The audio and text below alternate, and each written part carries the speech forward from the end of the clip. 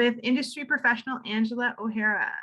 For those of you who don't know me, my name is Jennifer Paquette, and I'm the Adult and Teen Services Coordinator here at the Midland Public Library, and I will be your host for this event. I'd like to begin by getting us started with a land acknowledgement. The Midland Public Library acknowledges and is thankful for the opportunity to work on the traditional territory of the Wendat, the Haudenosaunee, and the Anishinaabe, which includes the Chippewa, Ojibwa, Potawatomi, and Odawa people. We especially acknowledge the Chippewa of Beausoleil First Nation and Rama First Nation, who are the stewards of the lands in and around Midland. We also recognize the Métis nationhood currently represented in our community by the Georgian Bay Métis Council. We recognize and deeply respect their ongoing and historic connection to these lands. These connections need to be clearly and overtly articulated as part of our collective agreement to make the promise and the commitment to truth and reconciliation real in our community. Now, without further ado, let me introduce our special guest. Angela O'Hara currently works as a lead artist in the game industry. She has 8 years of experience creating concept and production art for casual games, as well as cover art credits on tabletop role-playing games and books. She also moonlights as a freelance fantasy artist and illustrator. In her own time, she enjoys creating original comic books and fantasy illustrations, and released an original fantasy comic called the Moonstone Diadem in 2020 following a very successful Kickstarter campaign. So here to tell us more about the world of art and video game design, please join me in welcoming Angela. Angela, thanks for joining us this evening. It's a pleasure to have you. Thanks for having me. All right, I'm going to get started with a bit of an introduction to my art. I've prepared a slideshow, so I'll just share screen. All right, so we'll just get started. So I am Angela O'Hara. I'm the lead artist at a gaming studio called A Thinking Ape that is based out of Vancouver, BC. And I have been with A Thinking Ape since November 2021. So I've only been there a couple of months, but I'm loving it so far. And the game that I'm working on is a mobile game called Party in My Dorm. And it is like a social game where you can express yourself. You can try on different avatars that have like fashion and different hairstyles. And you can decorate your room, your dorm room, and share that with your friends. So it's a very social game and very like on trend with fashion, what's going on in fashion and decor trends. And then previous to that, I worked at Big Viking Games, which is based in London, Ontario. And I worked there for almost 9 years. I was there from 2013 to 2021. And that is where I got my start in the games industry. I got a entry role as an artist at that company, and then worked my way up over the years to a lead artist. And I primarily worked on Fish World, which is a Facebook game that's about collecting creatures like different fish and building out an aquarium and decorating it to create different scenes. So it's more of like a fantasy game and a collection game. Again, like both of the big games that I've primarily worked on have been about expressing yourself and being social. So definitely enjoy working on those types of games. And here's a few pieces that I did while I worked there. And here's another piece that I did at Big Viking Games. So very like bright and colorful. All right, and then besides that, I do a lot of personal work. So there's my links to my portfolio sites. And here's some of my original pieces that I've made. These are all in Photoshop. I have like a digital tablet that I paint on, and really enjoy making like fantasy work. I feature a lot of like magical women characters in my pieces. I like really bright colors, and I like trying to tell a story through the visuals, trying to come up with like who is the character, what are their surroundings, and what is their story. And then here's some of the pieces that I made for various tabletop games. So tabletop gaming is like Dungeons and Dragons is the most popular example.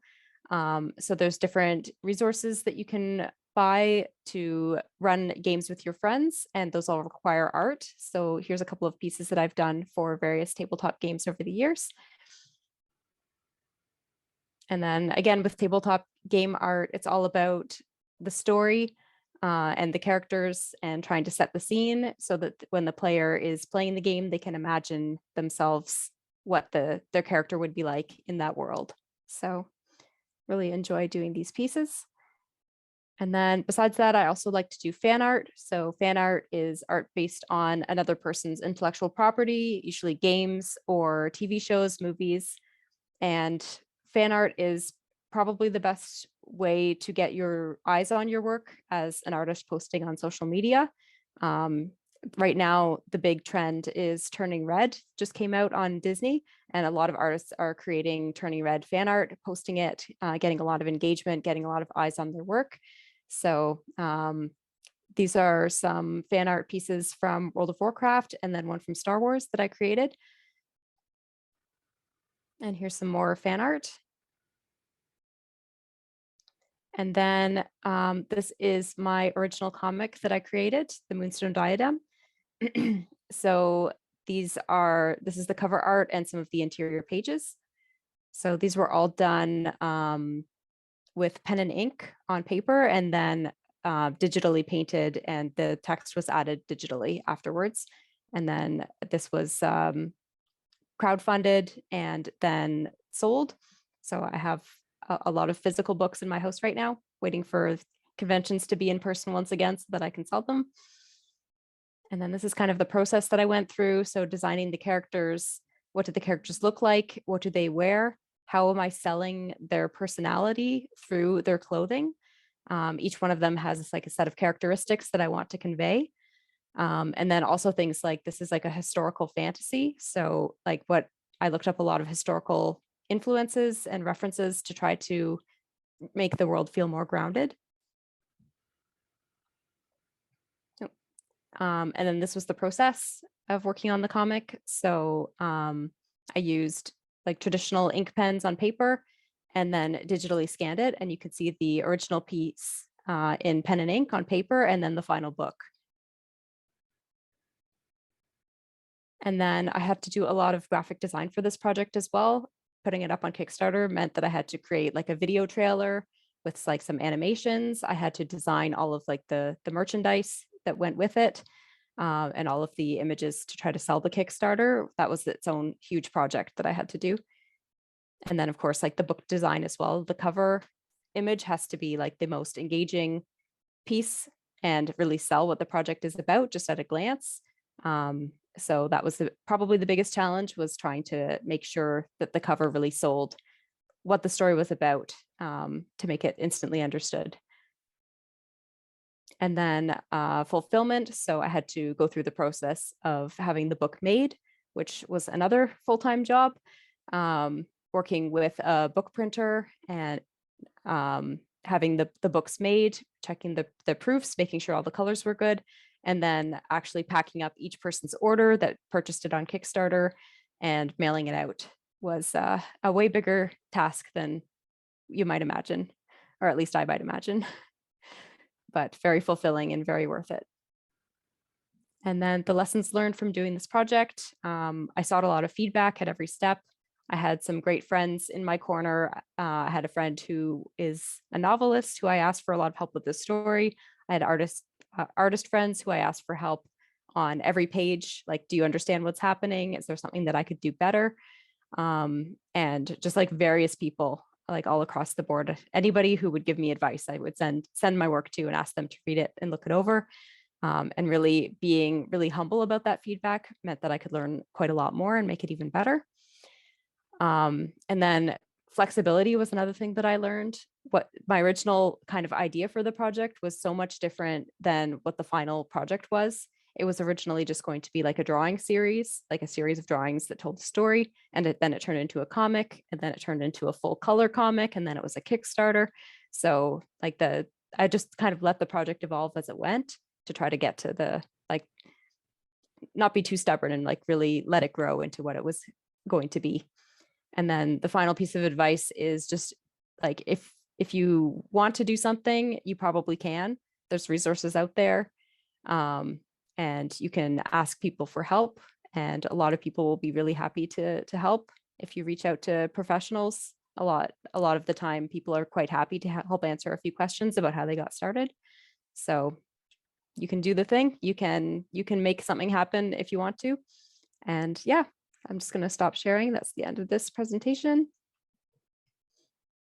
So I hope that was useful as an overview of kind of like who I am and the kind of work that I make.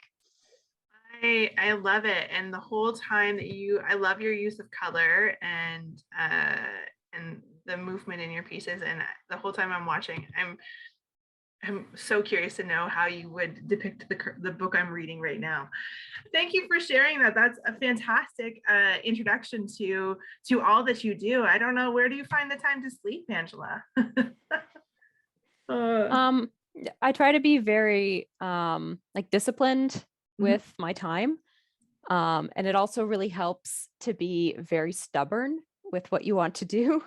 That's something that's helped me quite a bit, like having a goal and just like being really, really interested in seeing it through, wanting to see it through.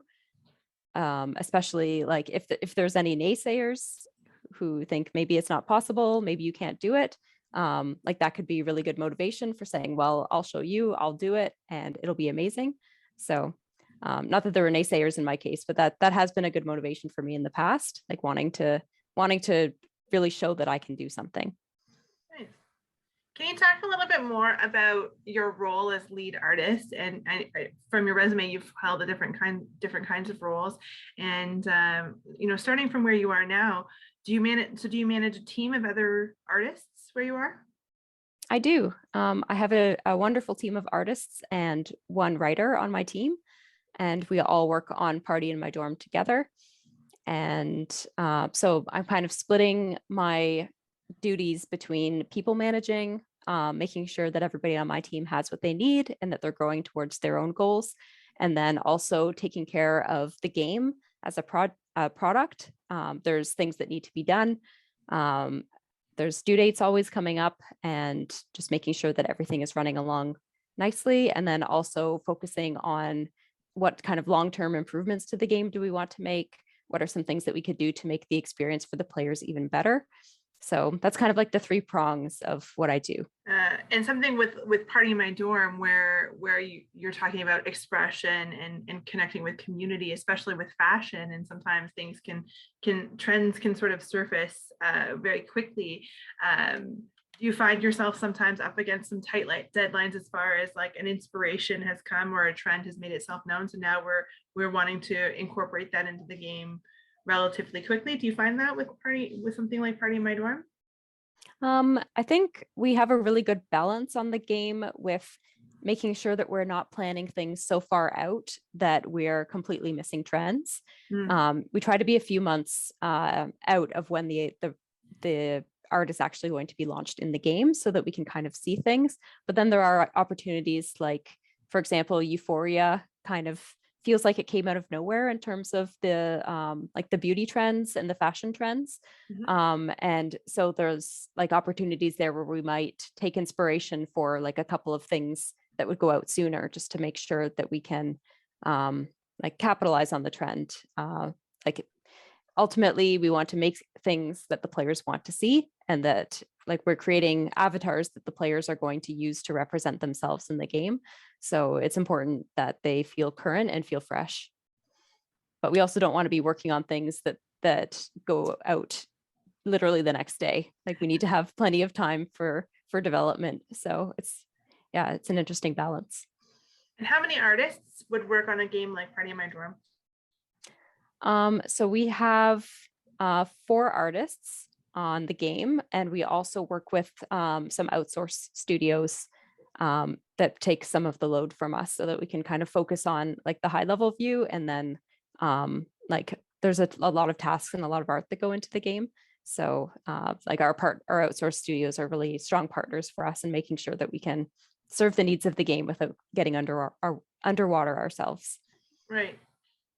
And so as we mentioned before we started recording, I'm a complete newbie and I don't know very much of anything about a gaming industry. So once you've submitted artwork, where does it go on from there? So there's like game servers that have the artwork. And we have some internal tools to make sure that the like the assets go into the game correctly. Like every asset, like on the back end has a number associated with it, like a unique number. So that like when the server can say, like, if you call up avatar number 3005 or something, then like the correct one comes up. So we have like also a team of developers and a team of designers that work on the game with us to make sure that everything is running along nicely and all of the content that we make goes into the game correctly and shows up in the right spot and everything. So it's definitely a communal effort. For sure, it sounds it. And talk a little bit about your freelance work and in designing things for tabletop games, and how is that different from your work with the design studio? Is it something sort of, is there like a LinkedIn for your freelance work, or is it folks that you've met through the industry, or how do you get connected with those folks? Generally for anything like freelance that I've done for tabletop and books, those connections have come through Twitter and social media. So sometimes there will be like a call for artists post that different publishers put out, or different groups, or there's different things that you can apply for. So if I see something that catches my eye, I'll send in an application or express my interest. And most of the time, nothing comes of that. I think that's quite normal. So, but sometimes I do get a bite, and sometimes it works out. So I try not to take on too much freelance because I'm also working full time in the games industry. So I try to look for opportunities that would be good growth opportunities for me, where the pieces that I'm making are different somehow than something that I could do on my own. Like, for example, the kind of underwater pieces, like with the crab, I was working with a games writer for that piece, and that writer came up with some of the ideas. So those are not ideas that I would have come up with on my own. So it was really exciting for me to work with the writer and try to interpret his ideas visually. So Excellent. yeah, I try not to take on too much work if I can. It all sounds so interesting. I'm going to circle back to the gaming industry and ask how and why did you get into the world of gaming? So my background is in fine arts. I went to York University. I was in the BFA program in visual arts, studio arts. So all along, I did oil painting, watercolors, inks, and graduating, I really didn't know what I wanted to do with that. I knew that I wanted to be an artist, and I knew I wanted to have a career that paid me money. So it was a matter of trying to find something that would really work for me in that regard. And I graduated into the last recession in 2009, and was gaming a lot because I was underemployed at the time, and like got really, really into games and was playing them like crazy at that time, and discovered that there were actually game companies local to the city that I live in, and they were hiring artists. And I didn't have any of like the qualifications for that besides like my arts background. I didn't know the software really, besides a bit of beginner knowledge in Photoshop. So I had to teach myself the software that I needed to get a job in the games industry. And I had to put together a portfolio to show that I had those skills in order to apply for those jobs. So it took me about 2 years of work teaching myself those skills and putting together a body of work that was strong enough that I could begin to start to apply at these companies and get some interest back. So that's how I got started in the games industry. So you've talked to us a little bit about your role as lead artist and a bit into development. Is there anything else that you might be able to give us an insider's overview of the process of creating and publishing a video game, and where your role fits in? Like even just some little known facts about creating and publishing. You've mentioned game writers a couple of times. Can you tell us more about those positions? Yeah, so I would say that game development in general is extremely collaborative, and it's really fun to work with people of all different disciplines on the same project together. Like for any day, I'll have contact with like game designers who design like the mechanics of the game. I'll chat with writers who are writing the copy of each item and like the stories and the narrative that goes in the game. When you click on an item, it's going to bring up a blurb of text that explains what it is, and like someone has to write that, and it has to be well done. So we need writers who are really good at their craft to be able to write all of that text and have it really fit with the tone of the game and in the game world. And then we have community managers who are keeping an eye on like the pulse of the community, and have a lot of like useful insight for us as far as like where the players are at and what we can do to help them out better. Um, the programmers, the engineers who work on the function of the game. Is everything working properly? Are there fun and unusual bugs that need to be solved suddenly? Um, Besides that, yeah, the art team as well. It's really fun working with artists who are like very creative and always come up with really great ideas. I work with a group of like very like fashionable people who are really interested in fashion trends and pop culture and gaming. And everybody has a slightly like different perspective. They bring different things to the table. So when we all get in a room and we're brainstorming ideas for what could be in the game, everybody brings very different things with them, which is great.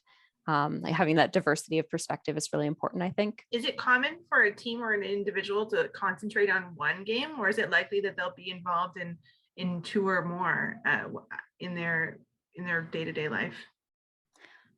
I think at the company I work at, most people are focused on one game. The department that I'm in has two games under its umbrella. One is Kingdoms at War, which is like a fantasy battle game, and then the other one is Party in My Dorm, and they both use very similar technology. Just the visuals are very different.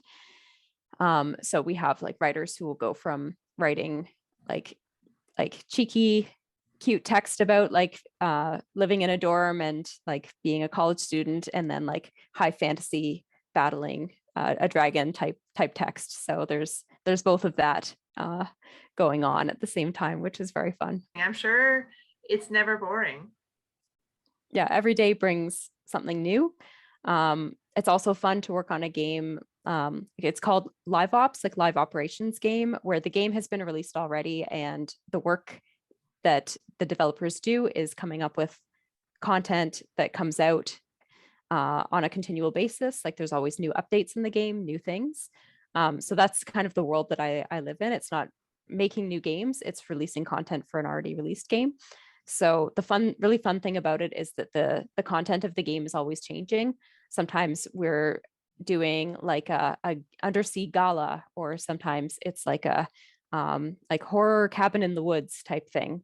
So like the theme and the content that we're doing can change quite dramatically from week to week. So there's always something new. Can you break down some of the different roles and responsibilities of the various artist levels? Like you're a lead artist, but you worked as an intermediate or associate. Can you talk a little bit about what those different levels do? Yeah, so the different levels, it's kind of an easy way to think about it would be like, what is the scope of your work? So an associate would be working on like the tasks in front of them, and would not need to think about like much of the greater things around them. And whereas like if an intermediate or a senior is going to be thinking about how can we improve the systems that we use to make the game? Are there things that we can do to our workflow to make it better? Are there things that we should be changing about the game to make it better, and bringing those suggestions to the table? So like the scope of what the view is much larger the higher you go up. Eh, and then like there's also various tasks. Like for myself, I'm doing people management at the lead level, but at the senior level, there's a lot of like mentorship that you could be doing, like being involved in giving interviews and assessing candidates, that sort of thing. So it's definitely more responsibility the further you go up.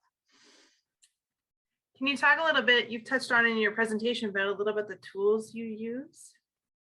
Yeah, so the game that I work on currently, we do all of the art in Photoshop, and it's quite simple.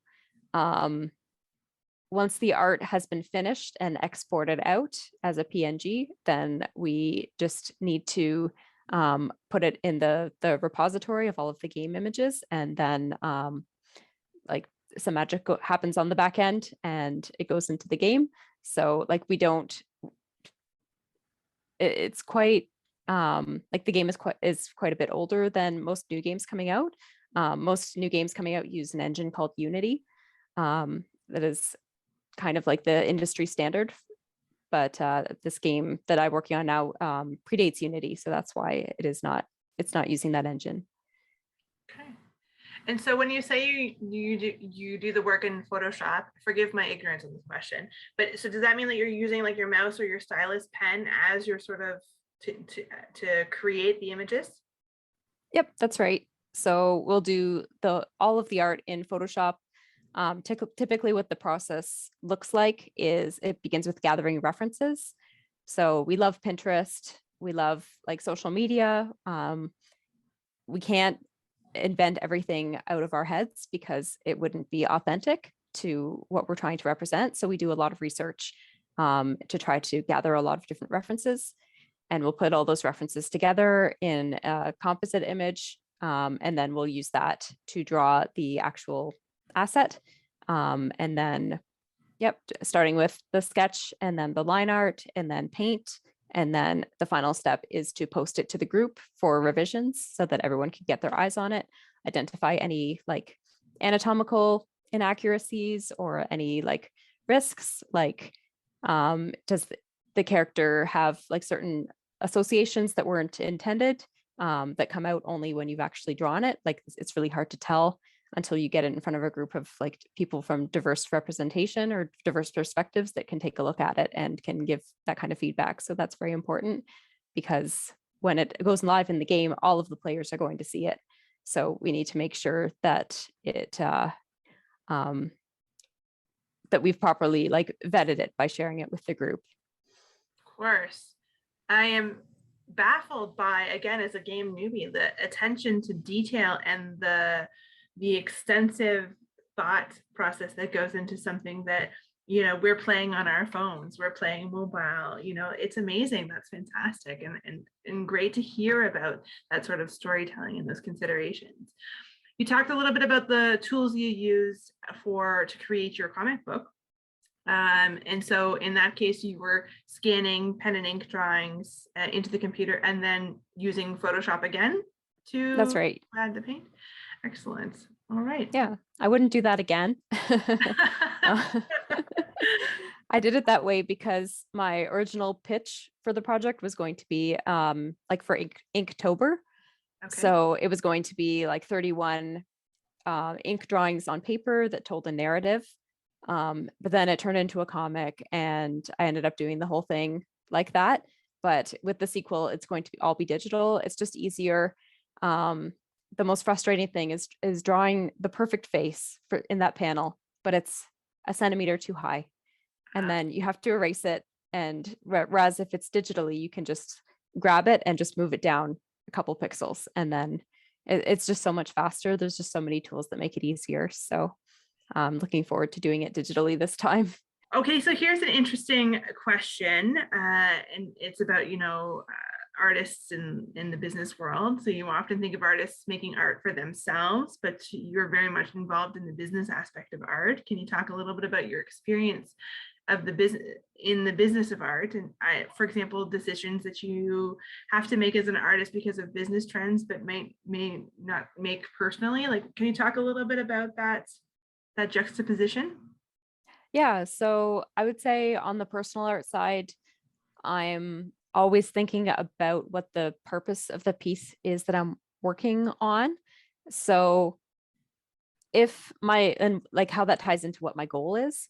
So if my goal was to gain more followers on social media, I would want to create a lot of smaller pieces so that I can post more often.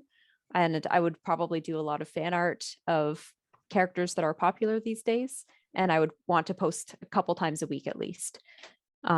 So like that would be a way to build engagement on my social media. That's not something that I'm currently working on. So like my social media engagement is not growing because I'm not doing that work.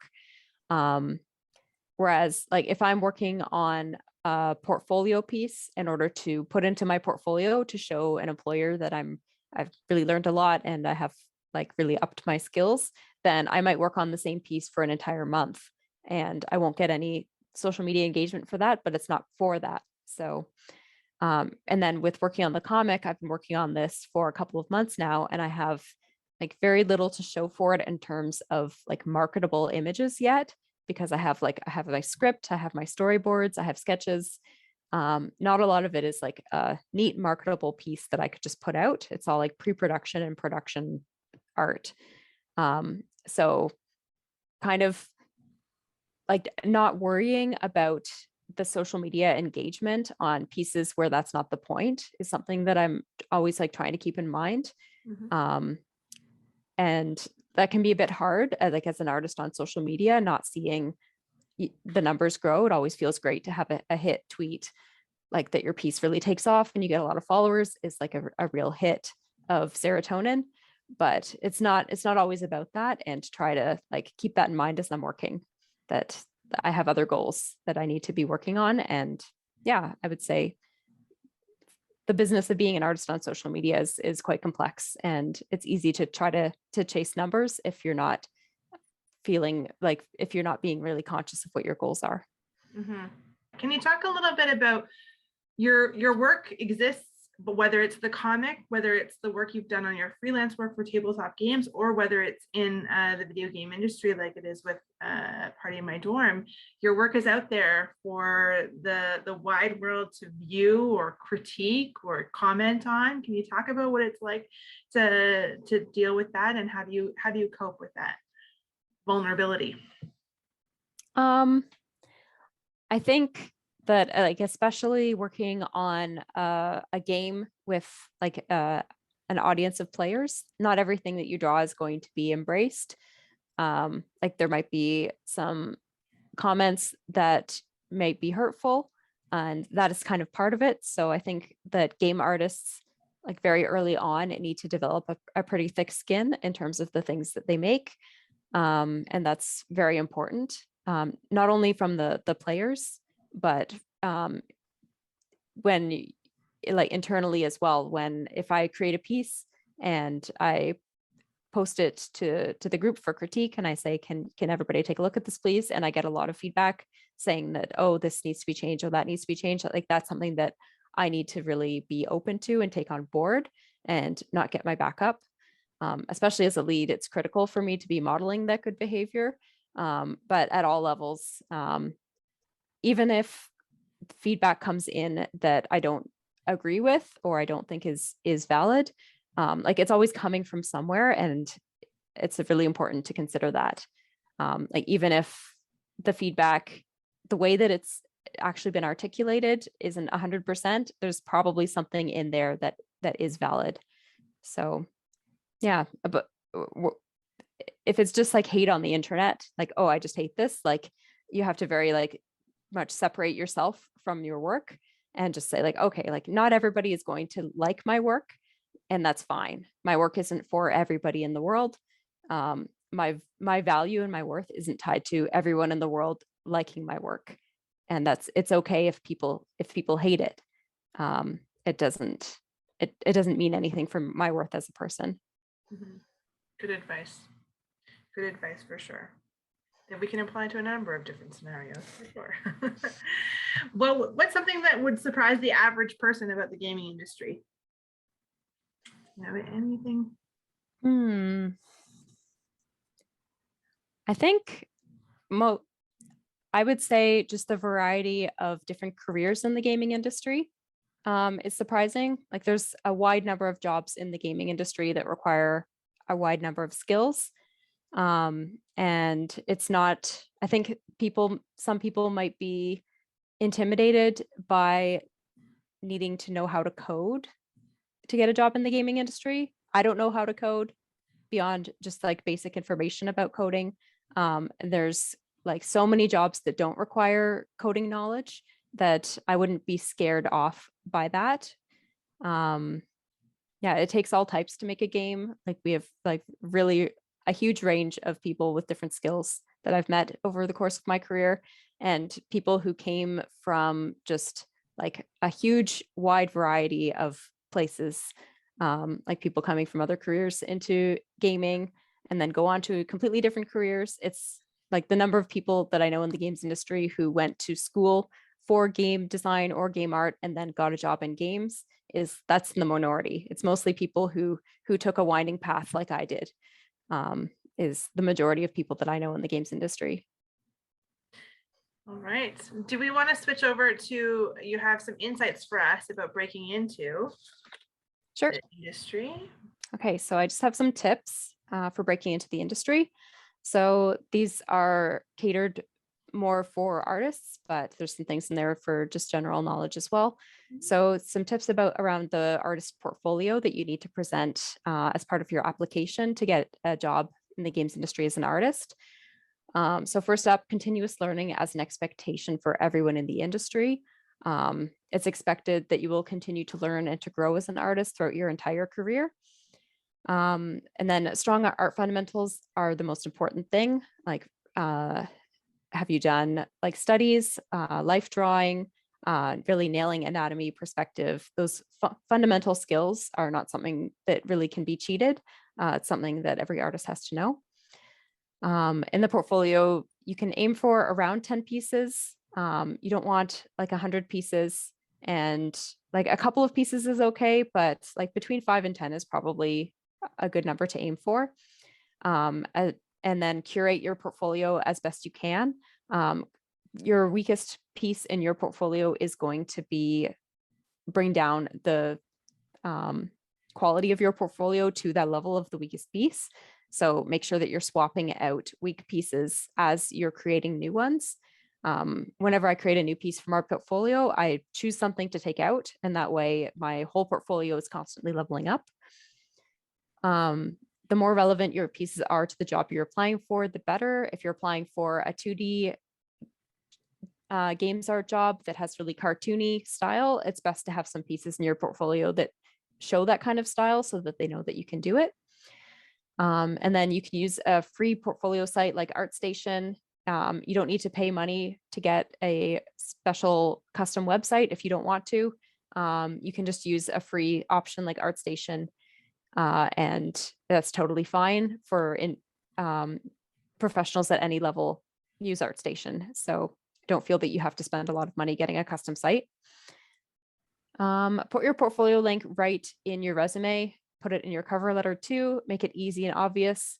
When the hiring team is hiring artists, they want to look at the portfolio first, because it's all about your work. The quality of your work first is the most important thing. So make it really easy on the hiring team to find. Your resume should be really easy to read and simple. It can be risky if you make it extremely abstract or whimsical. Just the information in a really easy to read way is going to be best. Cover letter can help. It's helpful if the hiring team knows what you actually want.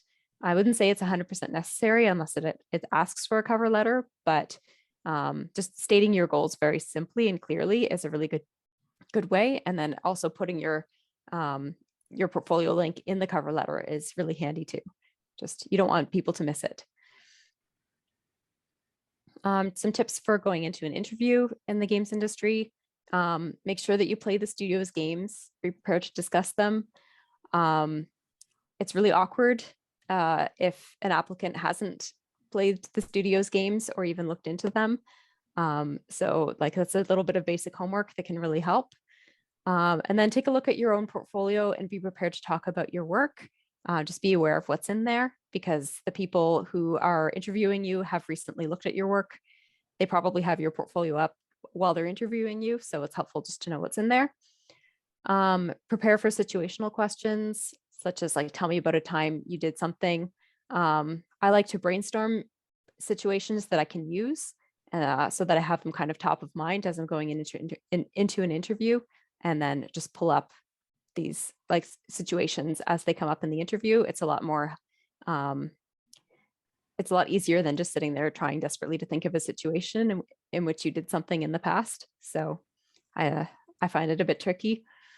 Prepare questions to ask the interviewers. Use this as your opportunity to find out anything about the position that you want to know.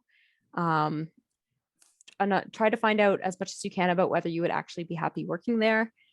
Generally, like a lot of time is set aside for asking questions. It's always a bit disappointing when a candidate doesn't ask any questions at all. It tells us that they're not really that curious about what it's like to work there. Maybe they're not that invested. So making sure to ask lots of questions, or at least a few, is a really good way to show your interest. And then just general industry tips. Networking is actually really important. Many job opportunities come through referrals from your connections. It's like a sad truth, but there it is. So the way to gather a network is to cultivate relationships with the people around you, especially people at your own level, so that you can rise up together. So for students who are in a game course, like add each other on social media or LinkedIn, keep an eye on what your friends are doing. And like maybe an opportunity comes up that's not right for you, but it's a great fit for your friend, like refer your friend. And like good things can come back for you as well. Yeah, opportunities could come out of nowhere. Be ready for opportunities when they happen. I have business cards in my wallet and I've given them out at parties. I'm chatting with somebody. I say that I'm an artist. They say, oh, I'm a writer. Or I know I have a friend who's a writer who's looking for an artist for the cover for their book. Maybe you could meet up. Like these things, they come out of nowhere. So just be ready for them when they happen. That's why it's really good to have your portfolio ready to go for people to look at your work. The games industry is actually incredibly small. Reputation is really important, and kindness will always serve you well. Always trying to treat people well, and like having a good reputation that's built on kindness and showing consideration for others. Don't lose hope if you're rejected from a job. So many times there's so many more qualified candidates than we actually have open spaces for, and it's a shame, but it doesn't mean that the other candidates weren't absolutely amazing as well. Just that was maybe not quite the right fit, or there was a slightly better fit. So it's really just, it can be really disappointing, but don't lose hope. Just going to what I mentioned earlier, social media is very fickle. Chasing engagement isn't always going to guarantee you success in your art career, but working on your art fundamentals will. If you just keep improving, trying new things, trying to improve the quality of your art, that's going to be the surest way to improve and grow your career over time in the long term. And that's all the tips that I had. I hope that was helpful. Fantastic. Thanks for sharing those tips, Angela. My pleasure. You've mentioned that you're working on a book now, on a comic now. Is it a continuation of the Moonstone Diadem story? Yeah. I kind of figured that the story would be a trilogy of books. So I'm working on book 2 of 3, hopefully. And I'm really excited to be really growing past the original constraints of the project, having the original one be capped at 31 pages. This one has no cap. So I'm really like growing and expanding and like giving each page a lot more space to breathe and really considering the pacing a lot more. So I'm really excited, and I think it'll be a really good book. And my last question is always a super librarian question, and that is, what are you reading right now? Are you reading anything right now? Yeah, I just finished the Expanse book series. I got the last book and finished that and absolutely loved it. And I'm currently on a reread of the Witcher book saga. Oh, yeah. So an old favorite of mine. So I finished the season 2 of The Witcher, and now I'm rereading the book series. Fantastic. And that's a very popular one around the library for sure right now. Always checked out, always asked for. Yep. Angela, I want to thank you again for all of the information you've shared with us this evening. It's been very eye-opening and inspiring for me, and I'm sure for our audience as well. I've learned a lot. As I mentioned, the MPL Maker Place is all about exploring project potential, and we have that digital drawing equipment, like the subscription to Adobe Digital Editions, as I mentioned. If you wanting to learn the software that Angela was talking about when she was talking about making her way into the gaming industry, MPL Maker Place and the Media Lab have that equipment. And self-directed learning appointments can be booked directly through Melanie. So contact her if you're interested. We also have electronic databases, including LinkedIn Learning, that can help you with some of that website stuff, or even just refreshers or practice or community around that continuing education pieces for sure. Angela, where can our audience connect with you? I'm on Twitter. My Twitter is Felmina Games. I'm most active on there, so feel free to shoot me a message anytime. I'm also on Instagram at Felmina, and available out there as well. Excellent. That's great. Well, thank you again. Thank you to you, Angela, for sharing your evening with us, and to you, our audience, for watching. We appreciate it, and we wish you a great evening and a great rest of your March break, everyone. Thanks again. I appreciate it. Thanks for having me.